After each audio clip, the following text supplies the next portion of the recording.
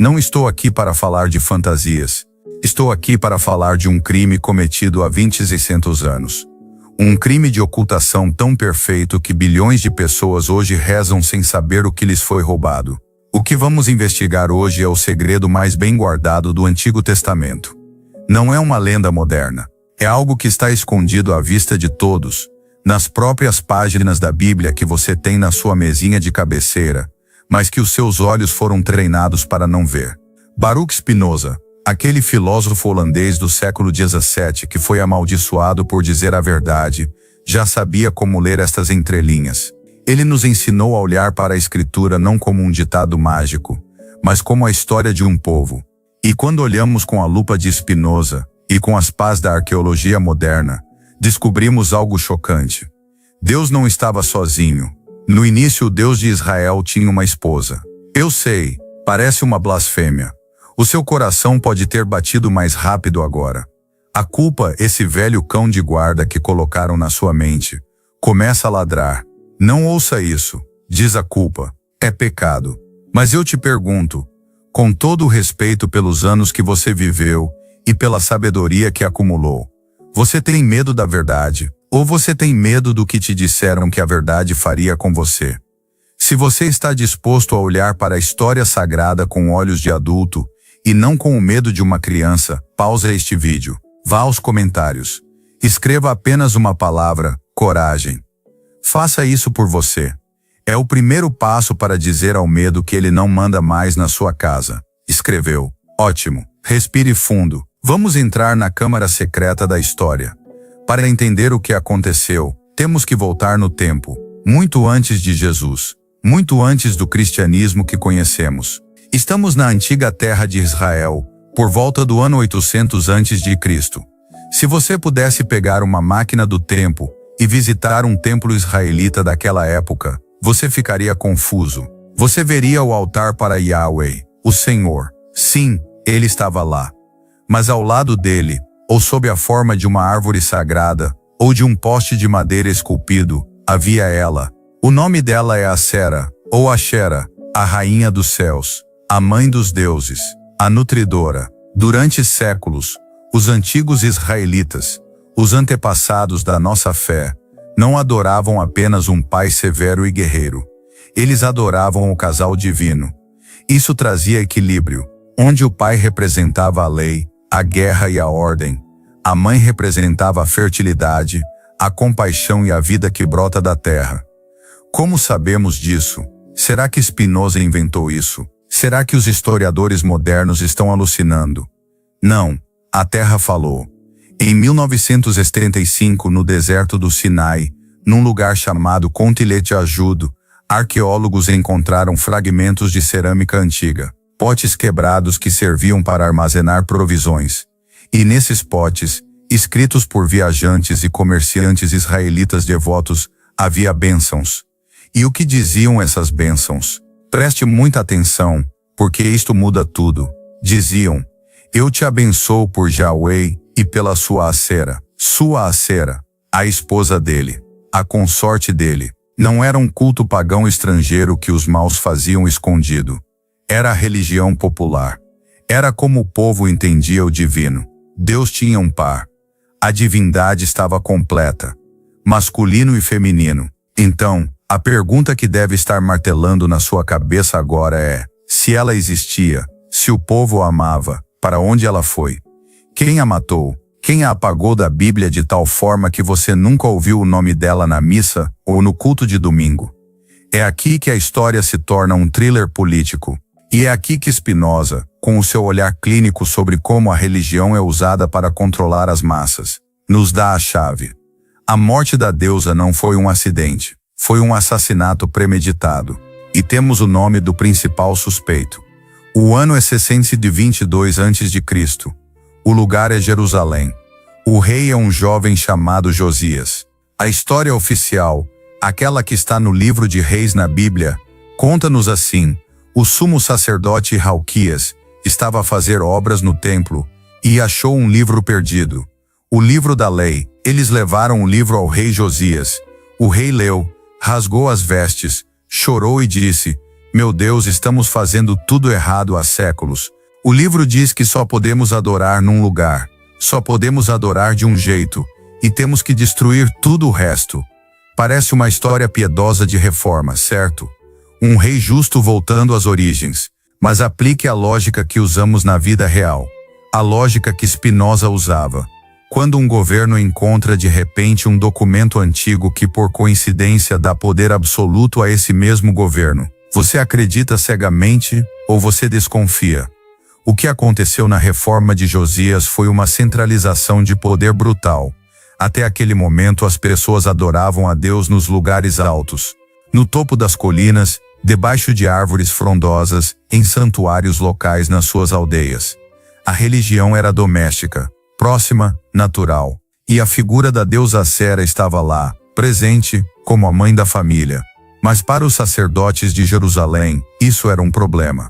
Se você oferece o seu sacrifício na colina da sua aldeia, o dinheiro fica na sua aldeia, o poder fica na sua aldeia. O templo de Jerusalém não recebe a sua parte. E mais importante, se você tem uma conexão direta com a divindade, através da natureza, através da mãe, você precisa menos do sacerdote.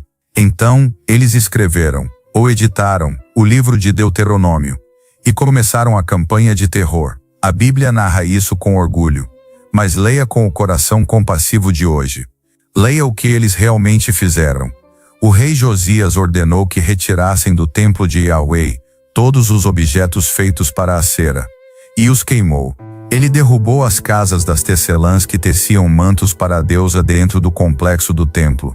Ele foi de cidade em cidade, destruindo os santuários locais, matando os sacerdotes que não concordavam com Jerusalém. Foi uma guerra civil religiosa, e o alvo principal era o feminino. Por quê?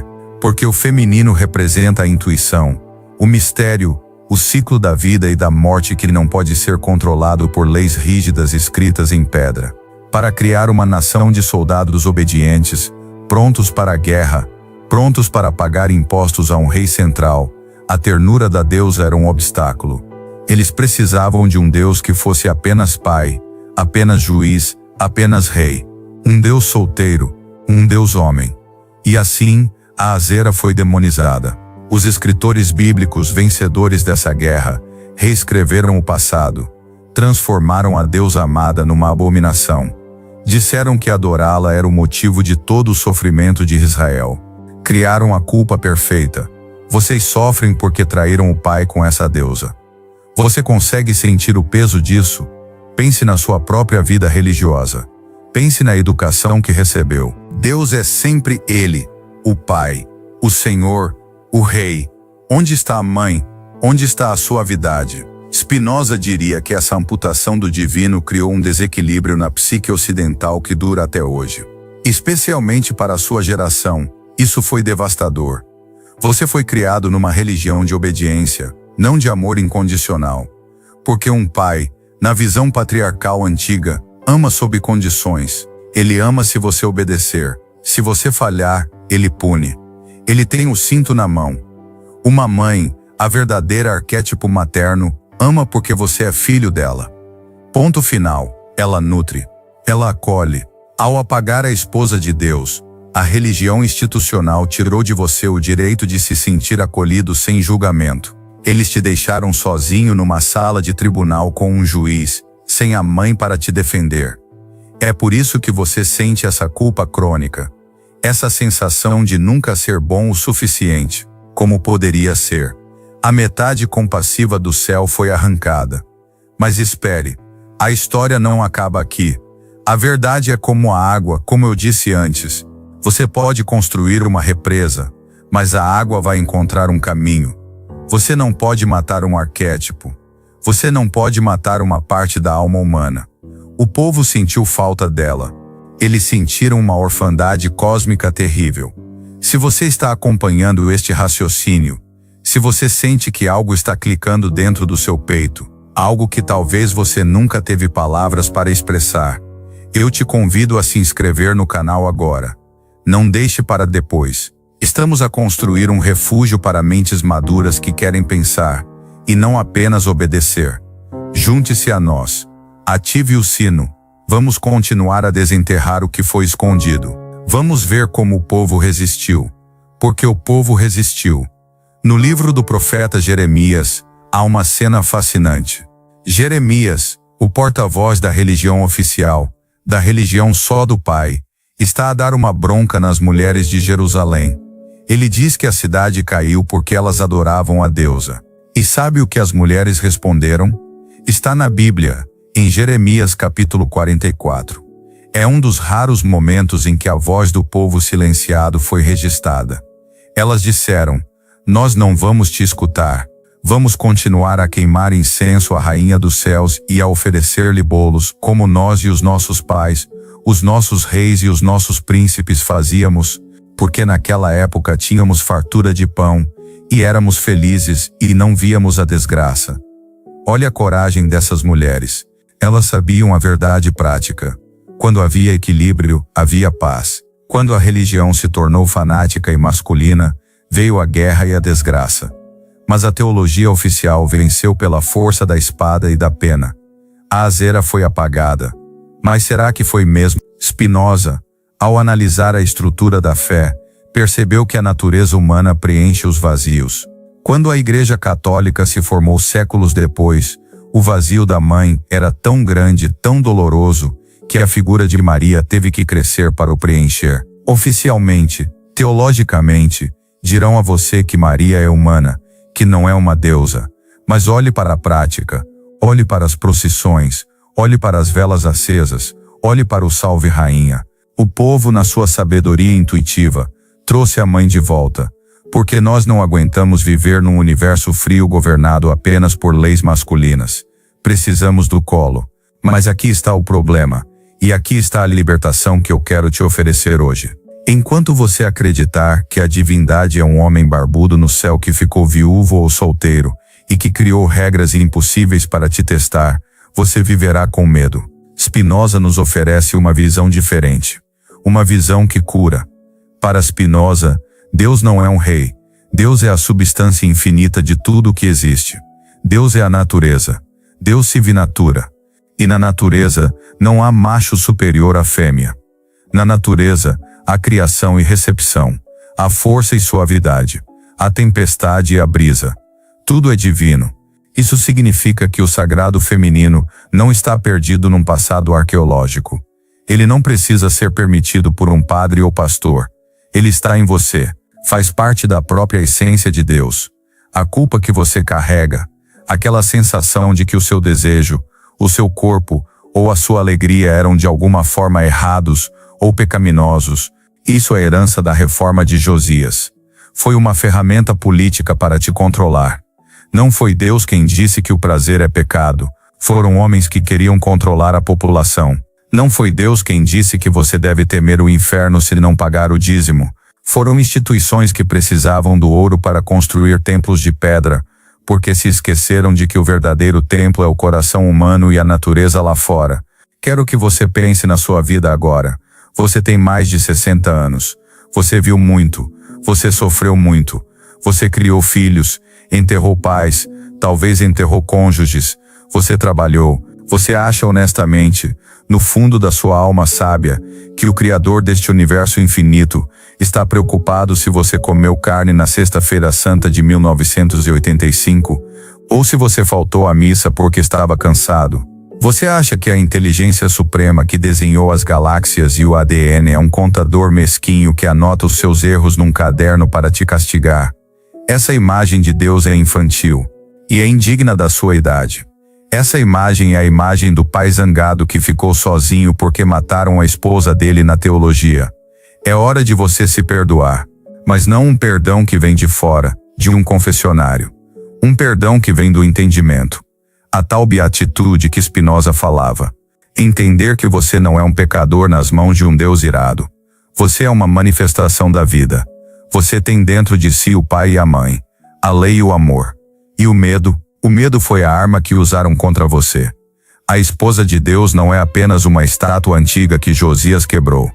Ela representa a compaixão que foi quebrada dentro da religião. Ao resgatar a memória dela, estamos resgatando o direito de Deus ser amor puro, e não apenas justiça. Muitos de vocês, ao ouvirem isto, podem sentir uma resistência. É normal, é o viés de confirmação, a lutar para manter as velhas estruturas de pé. É difícil admitir que fomos enganados por tanto tempo. É doloroso pensar que tanta culpa foi desnecessária. Mas pense no alívio. Imagine soltar essa mala pesada de tijolos que você carrega. Imagine olhar para o céu, ou para uma árvore como faziam os antigos, e não sentir medo do julgamento, mas sentir a conexão com a vida, a verdadeira espiritualidade, aquela que Spinoza buscava, e que os místicos de todas as eras conhecem. Não é sobre obedecer a regras escritas por reis mortos há 2500 anos. É sobre reconhecer que o divino está em tudo, e que a face materna de Deus nunca nos abandonou. Nós é que fomos vendados para não haver. Você não precisa deixar de ser cristão ou católico se não quiser. As formas culturais são bonitas, trazem conforto, memória, comunidade. Mas você pode deixar de ser um escravo do medo dentro dessa religião. Você pode reinterpretar os símbolos. Quando vir a Virgem Maria, lembre-se de Azera. Lembre-se de que o feminino divino é indestrutível. Quando ler o Antigo Testamento e vir a fúria de Deus, lembre-se do contexto político. Lembre-se de Josias e dos sacerdotes lutando por poder. E separe o trigo do joio. Fique com a sabedoria. Descarte a manipulação. Agora eu preciso saber quem chegou até aqui. Este é um vídeo denso. Falamos de arqueologia, de história proibida, de psicologia profunda. O algoritmo do YouTube prefere vídeos de gatinhos ou discussões políticas rasas. Mas você ficou. Isso diz muito sobre a sua alma. Diz que você é um buscador, não um turista. Eu prometi uma libertação no início. E a libertação é esta. A porta da cela está aberta. Sempre esteve. A cela era feita de ignorância histórica. Agora você tem o conhecimento. A chave é a sua própria razão e o seu amor próprio. Se você sente que hoje, talvez pela primeira vez, uma parte do medo religioso caiu dos seus ombros, se você sente que resgatou algo valioso que lhe foi roubado, quero que vá aos comentários e escreva a palavra liberdade. Mas não escreva apenas a palavra. Conte-me em uma frase. O que você faria hoje se não tivesse medo do julgamento divino? Como você viveria o resto dos seus anos se soubesse, com certeza absoluta, que é amado incondicionalmente pelo universo? Como uma mãe ama um filho. Vou ler cada comentário liberdade. Porque essas são as vozes que o rei Josias tentou calar, mas que 2600 anos depois, ainda estão aqui, prontas para falar. A história tentou apagar a esposa de Deus para te fazer temer o Pai. Hoje nós lembramos dela, para que você possa finalmente estar em paz com a família divina, e principalmente em paz consigo mesmo. Obrigado pelo seu tempo, que nesta fase da vida é o seu bem mais precioso. Use-o para amar, não para temer. Lembre-se, Spinoza não destruiu Deus. Ele apenas limpou a maquilhagem assustadora que os homens colocaram na face dele. Somos o Reflexiona Comigo. Inscreva-se para continuar esta jornada de desintoxicação espiritual. Até a próxima reflexão.